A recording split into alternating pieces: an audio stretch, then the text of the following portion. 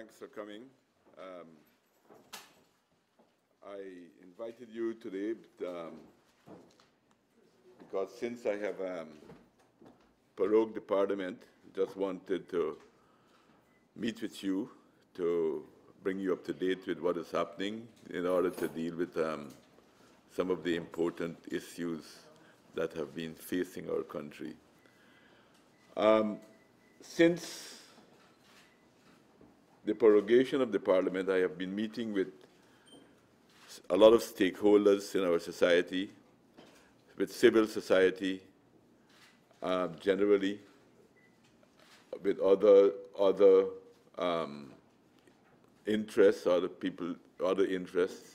And I would say generally that there is a general consensus or feeling that dialogue was very important to have in our circumstances.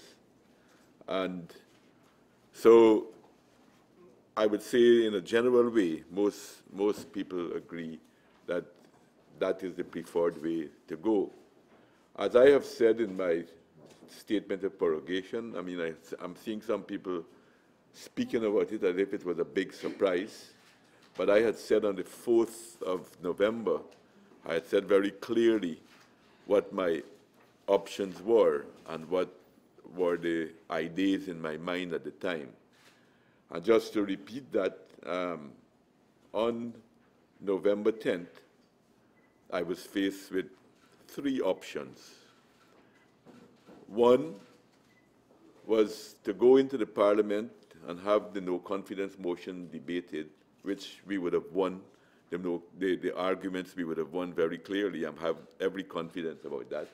But we would have lost the vote in the Parliament. And that would have brought an end to the 10th Parliament. The second option was to dissolve the Parliament, which would have given the same result as the other motion, ending the life of the Parliament. And this option, to me, was the best one in the sense that it still offers a possibility for us to meet around the table to discuss matters of importance. As I mentioned in my address again, some of the very important things there relates to the anti-money laundering bill, which is still hanging over our head like a sword of Damocles. And that is something that we have to deal with. And I hope that we can get it resolved as quickly as possible. And I still think that we have time to do that.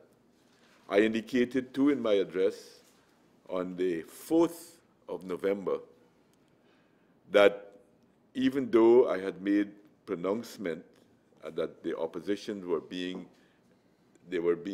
unreasonable to ask me to set a date for local government elections when at the same time they had a motion of no confidence on the table, I did indicate that I was ready to go to local government election in the second quarter of next year.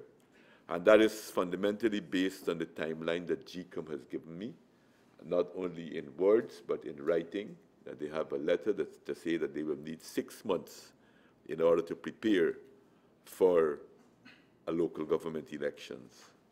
And I did say that the second quarter of next year, I was ready to hold the local government elections. But despite that, the opposition clearly indicated that they were going to suspend the business of the Parliament and to go for the no confidence motion. I myself still want to give dialogue a chance. I think that some of these things are important. There are other very important bills too that I would like to see not going over to the 11th Parliament if we can get them out of the way in this Parliament. It includes a sweeping education bill that we have now. The telecommunications bill is at the level of select committee to just to have some more work done in it to bring it to the National Assembly. So I think that these are some of the important areas that we can probably talk about, we can find agreement on. I know that the opposition, there seems to be expressing some eagerness to pass the telecommunication bill. They have been insisting about the local government elections, and I mentioned just how, even though I thought their position that they were putting to me was rather confused, I still was ready to name the time for the local government elections. Since then, of course, the prorogation has taken place, and there seems to be a lot of misconception and misunderstanding, some of them deliberate and possibly some of them genuine. Prorogation is in our Constitution, and I have acted within the Constitution. I have acted legally and democratically in that regard. The accusation that this is creating a dictatorship or a semi-dictatorship and all of that makes really no sense when you think about it. Because it gives me, prorogation does not give me a new power or anything new authority, nothing it has given me that will turn me into a dictator. So I think most of that, some of it probably was designed to fool the gullible, and some to try to create misunderstanding and confusion. I have no power. I cannot rule by decree. I cannot pass laws by myself. That is why I want the parliament. That is the first. If I could have done that, then I would have passed all of these laws already that I think are so important. But I can't. That is why I wanted the parliament to continue, to see if we can to get them moving again. Then I've heard this wild accusation that we want to keep the parliament going because we want to spend money as we like. This again is utter nonsense. We have a budget, we have to spend within the budget. Our Constitution dictates clearly how we spend money. It's clearly dictated in the Constitution. So I cannot spend money as we like. And so I said all of these things are in the Constitution, all our financial measures, how funds could be spent, are all in the law and how this could be done. I cannot do these things outside of the law. These things are linked very strongly to very strong legal and constitutional methodologies. So there's no way that I could spend this money that they're saying and to be unaccountable. We have to be accountable with it. It has to go back into the parliament. So there's no question about what they have been mentioning in this regard. So I think I wanted to clarify those things. At the moment, we have to now take the next steps forward. I have already been working on my own negotiation team and very soon I will be inviting the opposition in a matter of days. I will be inviting the opposition in for us to begin the dialogue. I know that I've been hearing in the public that they have been saying that they will not want to speak with us, but I will take that as a force. I will interpret that as being their first position. And I would say that hopefully when the emotions would have been removed from this, that good sense and maturity will prevail, because this is our business as politicians. We talk to each other. We have to work with each other. um, in the interest of our society. So in a matter of days, I will be in contact and inviting them to discussions on these issues that I have spoken about. I have said publicly, too, that I have absolutely no intention of recalling the Parliament and proroguing it again to extend the life of the government. And I again repeat that here today. I will not be doing that. The Parliament the prorogation has a maximum period of time that it can last. I hope that long before that, that we could find enough grounds to recall the Parliament and for us to deal with the business, the urgent business of the people that we have here. But if there is absolutely no way that that will go forward, then we will have to pave the way for elections. Prorogation offers another important possibility if we are going to go to early elections. It offers a very important democratic opportunity for many people, particularly those in the interior. And I have just come back from the interior a few days ago. Many people who have still not been able to have their source documents to get registered and to get themselves on the electoral roll. This is to enfranchise people as well, which is extremely important, and particularly so if we are going to go back to the people to decide on the way forward. So I see with the choices that were in front of me, I saw a lot more advantages in proroguing the Parliament than in dissolving it than dissolution, or going and win the debate in the National Assembly and have the vote go against us, which would have ended up in the dissolution of the Parliament as well. So those are some of the points I wanted to make, to have an opportunity to clear up some of the misconceptions and to give you an opportunity to ask any questions that you might need clarity on at this point in time. One, two, and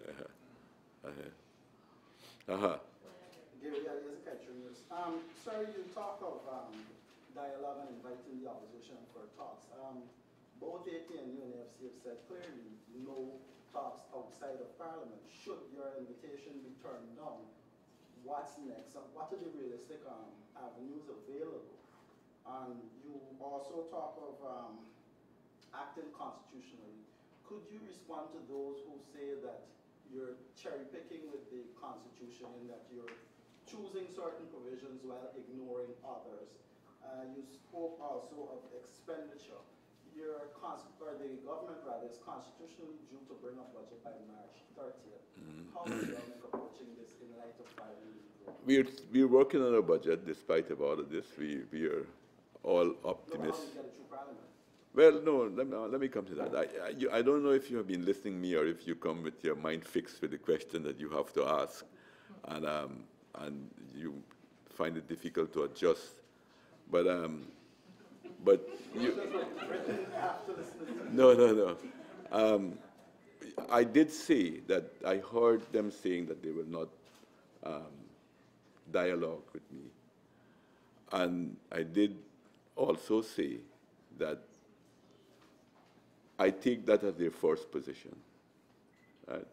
That I will, because I am working on an assumption that I'm dealing with serious people, that I'm dealing with matured people, that I'm dealing with people who will like to see our country go forward despite the many setbacks that they have put our country through already.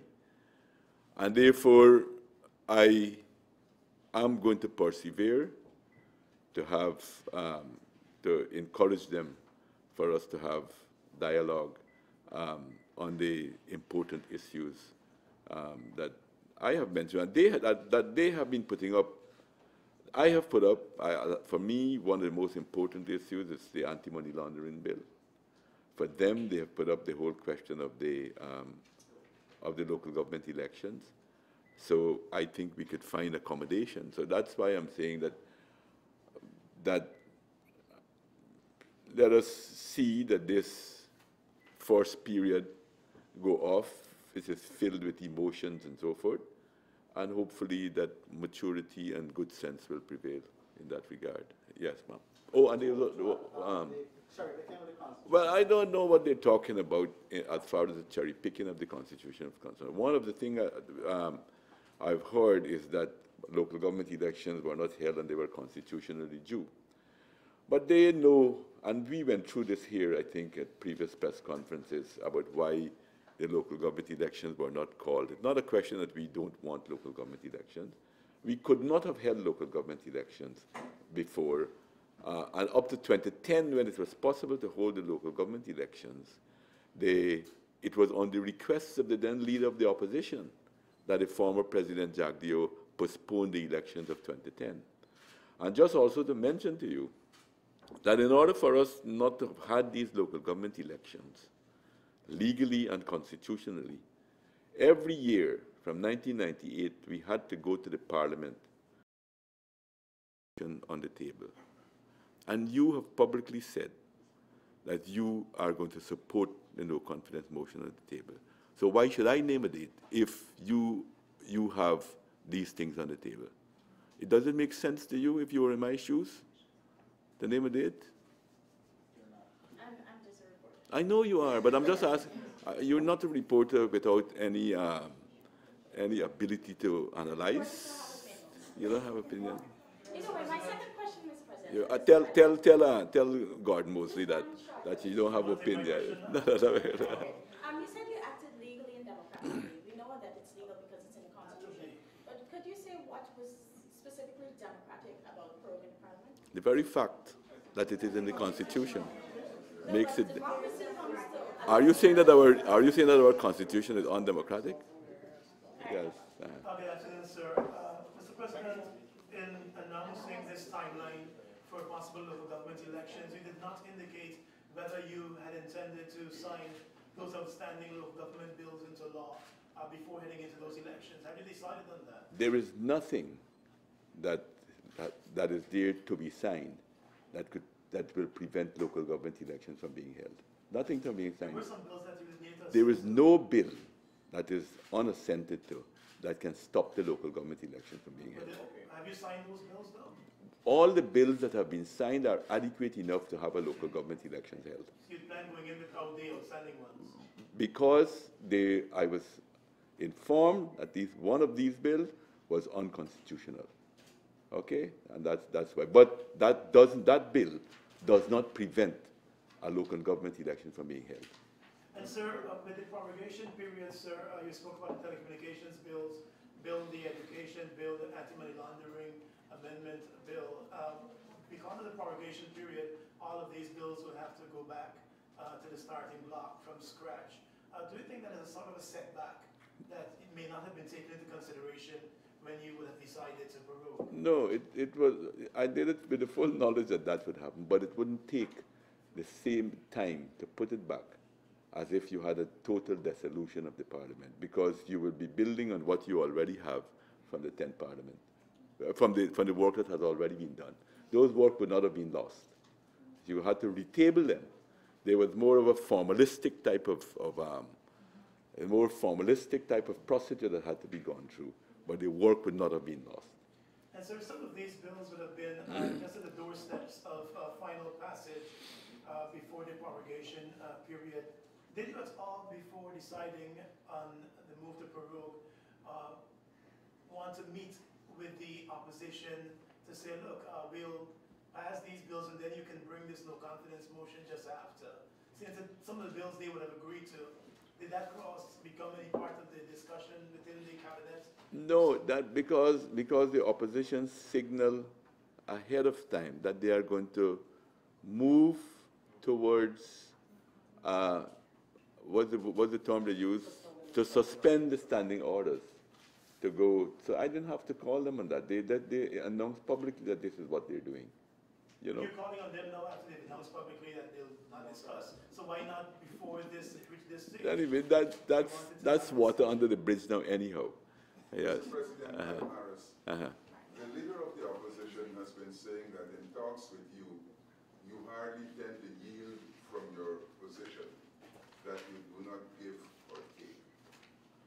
During the period of dialogue, should there be any, sir, what are some of the concessions you're likely to grant? I mean, mostly talked about some bills not being signed. The AFC is talking about the Procurement Commission. Are you likely to grant any concessions in those areas, sir? I would have probably said that it was the other way around, you know, but the leader of the opposition's, what he said about me, I could probably say it was really not me, but him who has been taking the, because tell me if you think that my positions have been unreasonable. I'm ready to pass. I am told him I'm ready to work with him to set up the Public Procurement Commission, but we need to have, it's impossible for us not to have the no objection and to still administer the Public Procurement Act in a proper way. But it's not totally true. I mean, every agreement that we have reached, or the agreements that we have reached, I will give it to him. They haven't been a huge amount, but it was we who were making the concessions. You recall also that we had agreed that we would raise the pensions from the over $8,000 that it was to $10,000 on his request, and I agreed to that, to give him a lot of political kudos there. And when he agreed that we will work towards phasing out the subsidies so that we can unify the subsidies all over the country with the Linden subsidies, in less than 12 hours he reneged on them. So I mean, those things are public knowledge. Those things are out there. Those things are known very well. And so I don't think it will serve us any good benefit now that we want to have a new round of dialogue to say that I have been hard and I have been holding my ground. Yes, I have held my ground because I felt strongly about some of these things. I feel very strongly about the anti-money laundering bill. I feel very strongly that we must have, because what's the use I give in to their, and which I did too, by the way, when just before Mr. Shearer went to Paris for the meeting, because I wanted not for the country to be blacklisted. I said to him then that this is an offer I'm putting to you now, that it is only for now. That I will pass your bill that you have, that your people have. Although I know I don't agree with it, although I know it is not CFATF and FATF compliant because they have announced that, but I wanted Mr. Shearer to go with a bill in her hand, passed, and they will have to take time to examine it and so forth to prevent us from being blacklisted. And I said to him then, I will do this on the one condition I'm putting to you, that you will agree that if this bill is pronounced by CFATF and FATF that it is not compliant, that you will agree to work with me to amend it to make it CFATF compliant and FATF compliant. He didn't take the offer. Is that unreasonable on my part? Should I give in to that without that condition so we could pass a bill, say we have an anti-money laundering bill, but it's useless, we can still be blacklisted with it if it's not CFATF and FATF compliant? So, but I think maybe let's leave it at that, and let's hope that, as I said, good sense will prevail, and we can get back around the table to have dialogue. Mr. President, Valentina again, Chronicle. Regarding a question you answered earlier about third parties being invited to mediate talks, Mr. Trotman has sent an invitation to the Commonwealth Parliamentary Association inviting them to to engage with the political parties to get past the gridlock? No, I don't know if I should say what I'm thinking right now, but I answered that question already, to say that I prefer that we make our efforts here internally first. I'm not saying that I will not accept assistance from outside. I'm not saying that at all. All I'm saying is that let us give ourselves a chance to deal with this issue first. Mr. President, Mark, National News. Sir, you said that your government was being accountable in the spending of finances. How is that consistent with what your government has actually done, which is spent $4.5 million without parliamentary approval, which led to the no confidence vote in the first place? I don't know if this is a characteristic of journalists. They keep asking the same question, even though you answer them at previous press conferences over and over again. But I will repeat for your good self. What we have done has been totally legal and accountable. I want you to recall that in 2012, when our budget was cut for the first time, we went to the court because we felt that it was unconstitutional to do so. And the court ruled that the opposition did not have the right to cut the budget. They had the right to vote with it or against it, but not to cut the budget, not to adjust it, not only to cut. They can't cut nor they can't add. That is a function of the executive. And we went back to Parliament and put the papers back in the Parliament, and they voted for many of those things that we have there. We did the same thing occurred in 2013. So how now in 2014, when exactly the same thing happened, it is now illegal now, and it was not illegal in those 2 previous years? And are they saying that they participated in an illegal process? So it is not, it is exactly the same process. And there were some things about that too that is quite immoral, that no one seems to be asking them about. That they voted for the Chedijagan Airport expansion and adjustment in 1 year, and the next year they voted against it. Why is that? Because we have gone into contractual arrangements. You know how much it will cost this government if you renege on some of these things? No? So this talk about spending the money illegally and not a conclusive doesn't hold water, because it is in the budget. And as I said, our Constitution dictates. We're not going outside of our Constitution in how we spend it. This is not money that we pick up and go and spend wild like that. These are things that have been put back into, it was there before it was put back into the budget.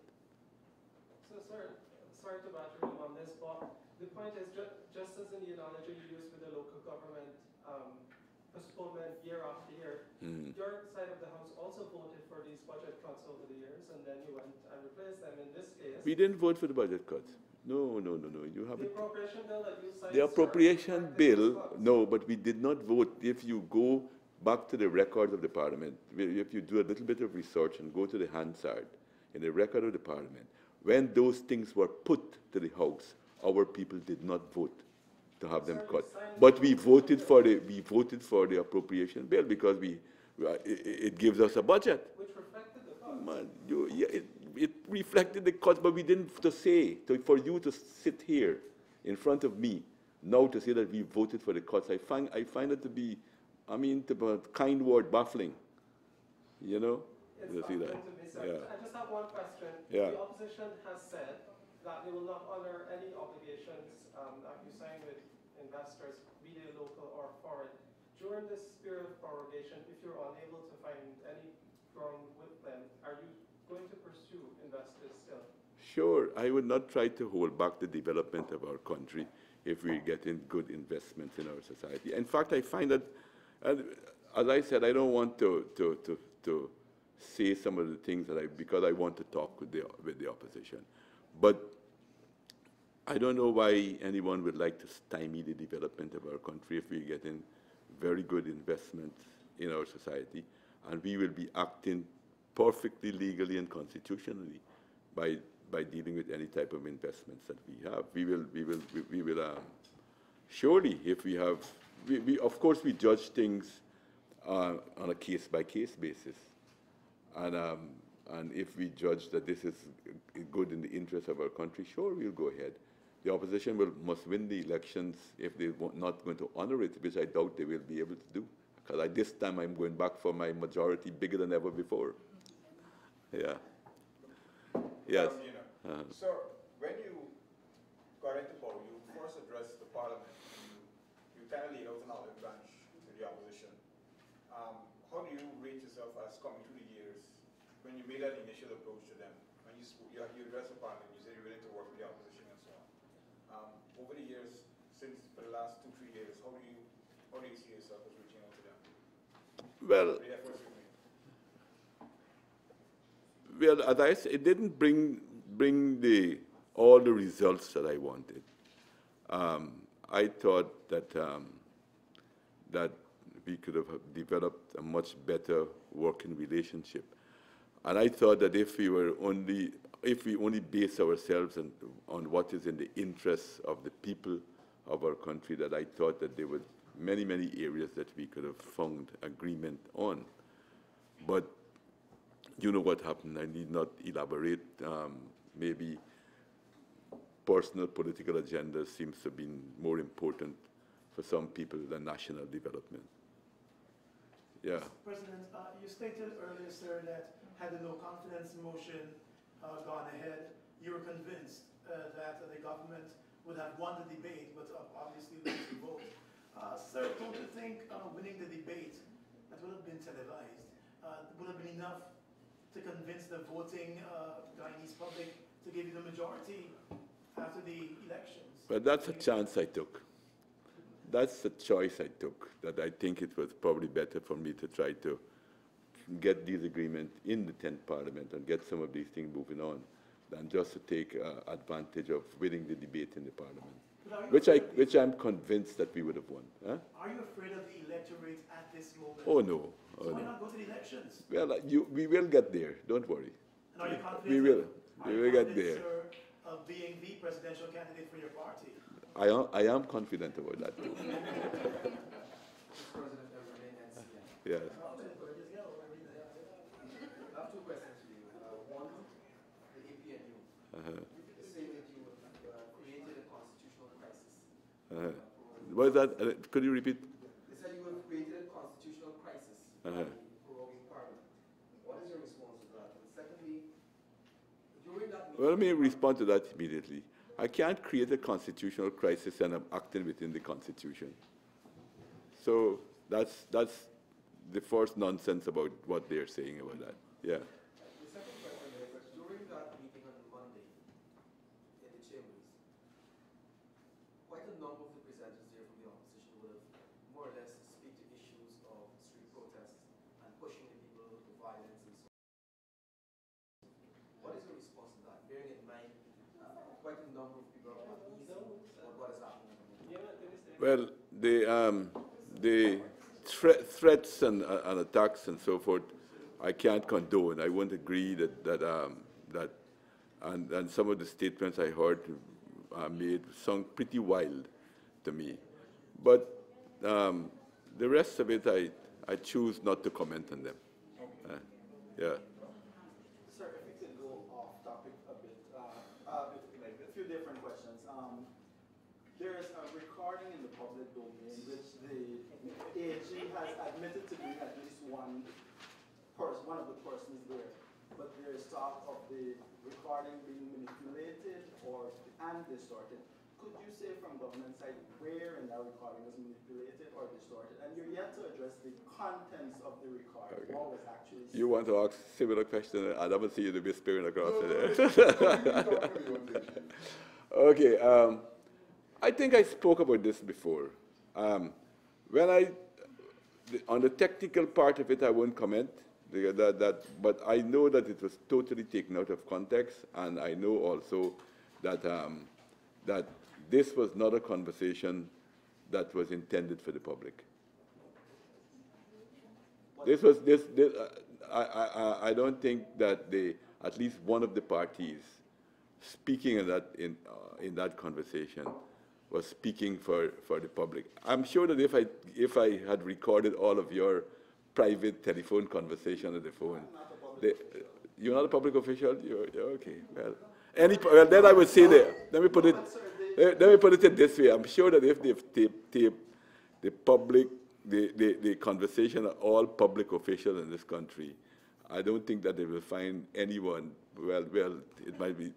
It may be difficult to find anyone who would not be off guard, because most people speak when you're speaking.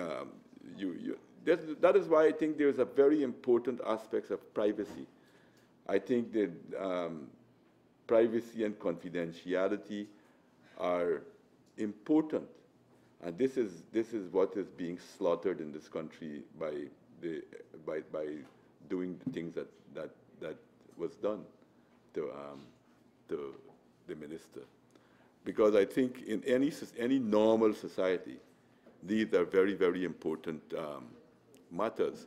Only last night someone sent me a video, which I probably was planning to send to the television stations, someone giving a lecture on the whole issue of why it is important for privacy and confidentiality among people. That you need that badly. And he even pointed out that some of the people who said that they don't care, he pointed out one man who was very rich. He bought a house, but he bought the 4 properties to the 2 sides of the house in order to preserve his privacy. So he could afford to say that. Because So I was going to take you down the same road. If Mr. Nandalal's conversation was so private, how different was it from the conversation Winston Felix had with Pastor Williams that was made public, and that the very Nandalal said the Constitution allowed? Well, I think I had a private conversation with you on that matter. Yes. You did rate it to me, and I told you that Nandalal was right on both counts. He was right when he said about Felix, because at that time we did not have a law. We did not have a law in relation to that. So when he made those comments, he was right then. And he's right now, because we do have a law in place at this point in time. Well, Mr. President, other than the fact that it was a private conversation not intended for the public, what are some of the points taken? But that don't bother you. That don't bother you that it wasn't intended for the public. Okay. What are some of the points taken into consideration by you and your government when you decided a few hours after the recording was made public to support Minister Nandalal? Because I just mentioned them, the 2 main points. One, they were not intended for the public, and 2, they were taken out of context. It was Okay. Context. Yeah. And another thing, sir, could you explain the process that it's there in cabinet for a cabinet member to have money for medical emergencies? I don't think Nandalal did anything wrong there. I don't think that I think long before I became president, cabinet members had that kind of privilege. Is it allowed they for had. family members as well? Well, it depends. I think it goes sometimes from case-to-case basis. That cabinet will look at some of these things on a case-to-case basis. Okay. They're not necessarily. But as I was saying in Nandalal's case, there were previously there were other issues before. Okay, and in Nandalal's case as well, would you consider the use of the money as an emergency? What he used the money for? But you know what I find wrong about our conversation here? I don't think at this moment, again, I was just speaking about privacy, that Public money, sir. yeah, it's public money too, but it's also it's a collective decision that was made on many of the, and I don't want to speak about people's, these were things for health. I don't want to speak about people's health problems. You know, I don't know if you would like people to speak about health problems of your family and anything like that publicly. Well, you know how many people we give money to every week to go to look after themselves? Should I stand up and should Dr. Luncheon, when he's telling you about what Cabinet did, to say, well, John Jones is having cancer and we're giving him money to go and look after himself abroad because we don't have some of the services here, or even some of the services here. Well, we're giving him money because this baby is sick and they don't have NIS and they don't have other ways. Should he do some things like that? I mean, these are, you know, I think there must be some ethics too, you know? Final question. Are you at all concerned about the behavior of the Attorney General? And did you question him at any point about what he said about innocent lives being taken at Hydronius? But I listened to the tape myself, and I didn't recognize that he made a threat to anyone. I wouldn't accept the interpretation that has been put. Huh? Knowledge of a threat at least. No. Neither knowledge of a threat. He just said that your behavior can lead in this direction. That's what I interpreted as being said. No, he said it will happen one day. Well, because of the logic, you got to put logic to these things, you know. Sir, let me take you down the road. Mr. Nandal repaid the money, which would suggest that he secured a loan from the Ministry of Finance. Is it normal for a government minister to borrow money from a ministry for personal reasons? I don't know. I didn't get into all the details about that because, as I said, I don't like to get into people's health business. But I would suppose if Nandalal did that, it was probably because of he probably did not want that to be an issue. But you have to ask him that. I think you will ask him exactly what motivated him to pay back. When did Cabinet approve this disbursement? I can't remember the exact date. You might be misleading me. So let's forget about that. Move on. Sure, the public's curiosity was piqued in the tape when there was mention of you with some dealings with Miss Lina Lau. You speaking to her and getting some, I don't know what it is. No, I know what you're talking. I know what you're talking about. In fact, I should have made a statement about that before, because I can tell you no. Thanks for the question. I can tell you no, that I never had any discussion with Ms. Lal relating to any tax issue. That was what was implied. That was what was said in many of your interpretation of what came out of the talk and what interpreting the list. We did not speak. I speak to Miss. I know Miss Binalal. I speak to her. Yes, that's true. But I have never spoken to her. We never had. She and I never had any negotiation, and we could not have had any negotiation on tax issues. All right. Not a part of the gaffe at all. Talk about asking Mr. Lal to back off using the newspaper, and secondly on Mr. Nandal, sir, you're a father. Anyway, no, I'm finished with that. I'm finished with Mr. I think Mr. Nandalal will have a press conference from time to time. I hope you turn up and you will ask him the issue. I have made my position in the issue unambiguous and very clear. And I made it privately to Adam when he called me, and I made it publicly otherwise. That's where I stand on the matter. My question was related to the same issue. Dr. Luncheon had said, I think about 2 weeks ago, that the government was seeking external help to investigate the means through which the recording was obtained, as well as the hacking of the emails for the GR. Those are other issues. Let's allow those. But all I'm saying, my own interpretation, that it was, I think it's illegal. But even if it's the recording, but even if it's not illegal, it is certainly immoral. It is certainly immoral. And I don't know how, I know many people in the United Kingdom, which is being held up as the cradle of democracy in the world. Up to recently, people went to jail for doing that type of thing. So ladies and gentlemen of the press, thank you very much for your you know it's out. It's in relation to the Chinese community that's being set on behind Providence. It's me on the taking my sunset lanes. We're just interested in how this company was able to acquire 100 acres But you have to, because the procedure is that you put up a proposal for a project, and then that is examined. It goes into a different procedure of how it is examined and see what, if we judge that it is beneficial to the society, that it will add to the development of our country, then a decision is taken one way or the other to move in the direction. This information be made public since it's beneficial to the society? Well, I think that you have, I don't know if you have been writing about this all the time, but you should seek, you can find the place, you should, oh, well, try again, I'm sure that he'll get it to you. Mr. President,